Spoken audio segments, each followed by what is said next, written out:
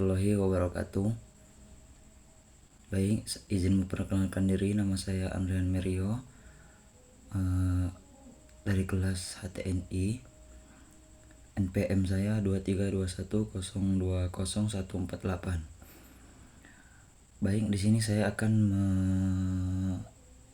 mempresentasikan ada 2 PPT di sini untuk memenuhi tugas fikih mewaris. Baik, ke PPT yang pertama yang bertemakan sebab rukun dan kewarisan Islam. Yang pertama ada waris menurut hukum Islam. Waris menurut hukum Islam adalah hukum yang mengatur tentang peralihan harta kekayaan yang ditinggalkan seorang meninggal serta akibatnya bagi para ahli warisnya. Adapun sebab-sebab adanya hak warisan dalam Islam, yaitu ada satu hubungan kekerabatan atau biasa disebut dengan hubungan nasab, ditentukan oleh adanya hubungan darah, dan adanya hubungan darah dapat diketahui pada saat adanya kelahiran. Adapun yang kedua, hubungan perkawinan. Kaitan hubungan perkawinan dengan hukum kewarisan Islam, berarti hubungan perkawinan yang sah menurut Islam. Baik, selanjutnya ada sebab adanya hak warisan dalam Islam, yaitu al-wala, memerdekakan hamba sahaya atau budak. Al-wala adalah hubungan kewarisan akibat seseorang memerdekakan hamba sahaya untuk melalui perjanjian tolong menolong. Yang kedua, yang selanjutnya ada rukun kewarisan dalam Islam. 1. Pewaris baik secara hakiki hukmi, misalnya dianggap telah meninggal, maupun secara takdiri. Yang kedua, adanya ahli waris, yaitu mereka yang berhak untuk menguasai atau menerima harta peninggalan pewaris. Yang ketiga, ada harta warisan, yaitu segala jenis benda atau kepemilikan yang ditinggalkan pewaris, baik berupa uang ataupun tanah. Baik, yang terakhir adalah syarat kewarisan dalam Islam. 1. Mewaris.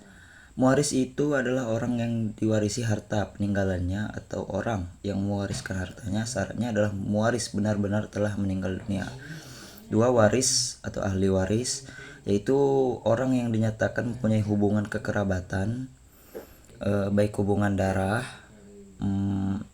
atau nasab tadi, hubungan sebab semenda atau perkawinan, atau karena memerdekakan hamba sahaya.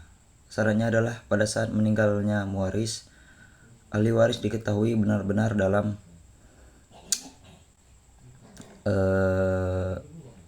baik. Yang ketiga ada al-mauruts, adalah segala sesuatu harta benda yang menjadi warisan, baik berupa harta atau hak yang termasuk dalam kategori warisan keadaan hidup. Baik, saya akan lanjutkan ke PPT materi yang kedua, yang berjudul penghalang warisan. Itu pertama, A. Penghalang kewarisan dalam hukum waris Islam. Dalam hukum waris Islam ada beberapa penghalang atau faktor yang dapat mengaruhi atau memperhambat proses pewarisan dan pembagian harta warisan. Ulama Hanafi menyebutkan ada 4 macam penghalang kewarisan yang masyhur, yaitu perbudakan, pembunuhan, perbedaan agama, dan perbedaan negara. Kemudian ada beberapa ulama Syafi'iyah yang menambahkan 3 lagi penghalang kewarisan, yaitu 1. Perbedaan kekafiran antara kafir zilimi dan kafir harabah. Kafir zilimi dan kafir harabah tidak saling mewarisi karena putusnya tali perwalian antar mereka. Yang kedua itu ada ridhoh, orang yang murtad tidak bisa mewarisi harta orang yang muslim ataupun kafir. Harta yang dimilikannya pun tidak bisa diwaris dan diserahkan kepada Baitul Mal. Yang ketiga ada pembunuhan. Jumhur ulama sepakat bahwa ahli waris yang membunuh mewarisnya menjadi terhalang menerima warisan karena haknya sebagai ahli waris telah gugur disebabkan perbuatan pembunuhan tersebut. Selanjutnya kita ke yang B, penghalang kewarisan dalam kompilasi hukum Islam atau KHI.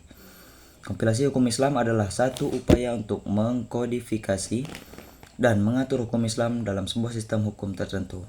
Biasanya dalam konteks hukum negara-negara dengan mayoritas penduduk Muslim dalam perjalanan perkembangan hukum Islam di Indonesia.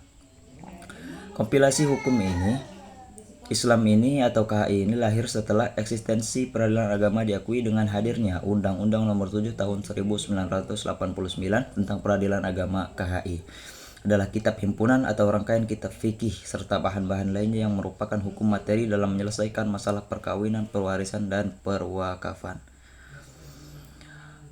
Adapun dasar hukum pelaksanaan pembagian warisan menurut kompilasi hukum Islam KHI yaitu terdapat dalam pasal 171 sampai 193 KHI antara lain A. Pembunuhan. Pembunuhan yang dimaksud ini adalah hilangnya nyawa seseorang secara langsung maupun dengan beberapa alasan. Dan orang yang terhalang dari mewarisi adalah orang yang melakukan pembunuhan dengan cara yang tidak benar seperti yang disebutkan dalam hadis. Kemudian ada perbedaan agama, termasuk dari penghalang waris yang telah disepakati oleh para ulama adalah perbedaan agama, yang mana agama dari seorang yang mewarisi berbeda dengan agama yang diwarisi seperti salah satu di antara mereka adalah seorang muslim, sedangkan yang lain adalah seorang kafir, atau salah di antaranya Yahudi dan yang lainnya adalah Nasrani. Yang ketiga ada fitnah. Sebelumnya belum ada salah satu dari 4 mazhab utama ulama fikih yang menjadikan fitnah sebagai penghalang waris, karena belum disebutkan dalam Al-Quran maupun sunnah bahwa fitnah menjadi salah satu di antara penghalang waris lainnya, dan belum ada juga ulama yang menetapkan fitnah sebagai penghalang waris. Adapun yang C, upaya mengatasi penghalang-penghalang warisan. 1. Pendidikan hukum warisan. Masyarakat perlu diberikan pemahaman yang lebih baik tentang hukum warisan yang dapat dilakukan dengan melalui program pendidikan dan kampanye penyuluhan untuk mengedukasi individu tentang hak dan kewajiban mereka dalam hal warisan. 2. Penguatan hukum warisan. Mengkaji dan memperbarui undang-undang warisan untuk memastikan bahwa mereka adil, relevan, dan sesuai dengan perkembangan zaman. Yang ketiga ada penyadaran masyarakat. Kampanye penyuluhan untuk membangun kesadaran masyarakat tentang pentingnya warisan, hak-hak hukum dan perlindungan yang tersedia dalam warisan. Adapun yang keempat, mengatasi penghalang-penghalang hukum warisan memerlukan kerjasama antara pemerintah, masyarakat sipil, organisasi non-pemerintah, dan sektor swasta. Ini adalah langkah penting dalam memastikan hak-hak warisan diakui dan dihormati, dan bahwa konflik yang berhubungan dengan warisan dapat dihindari atau diselesaikan dengan adil dan efisien. Baik, yang kelima, perlindungan hukum bagi kelompok rentan. Memastikan bahwa kelompok rentan seperti perempuan, anak-anak, dan orang tua tunggal memiliki perlindungan hukum yang memadai dalam kasus warisan. Hal ini dapat mencakup kebijakan khusus untuk melindungi hak-hak mereka. Dan yang terakhir, yang keenam, penegakan hukum yang kuat. Untuk memastikan penegakan hukum yang kuat terhadap pelanggaran hukum warisan, termasuk tindakan ilegal seperti pencurian atau penyalahgunaan warisan. Baik, kesimpulannya adalah bahwa hukum waris Islam memiliki sejumlah penghalang yang dapat mempengaruhi pembagian warisan dan menghasilkan ketidaksetaraan dalam hak dan bagian harta. Di dalam hukum waris Islam ada beberapa penghalang atau faktor yang dapat mempengaruhi atau menghambat proses pewarisan dan pembagian harta warisan. Ulama Hanafiyah menyebutkan ada 4 macam penghalang warisan yang masyhur, yaitu perbudakan, pembunuhan, perbedaan agama, dan perbedaan negara. Al-Quduri menambahkan al-murtad dalam penghalang warisan. Upaya dalam mengatasi penghalang-penghalang dalam konteks hukum warisan adalah penting untuk memastikan bahwa warisan dan harta benda dapat diperlakukan secara adil dan sesuai dengan hukum yang berlaku. Demikian yang dapat saya sampaikan dari kedua materi tersebut. Mudah-mudahan bisa dipahami oleh semua yang menontonnya. Terima kasih, saya tutup. Assalamualaikum warahmatullahi wabarakatuh.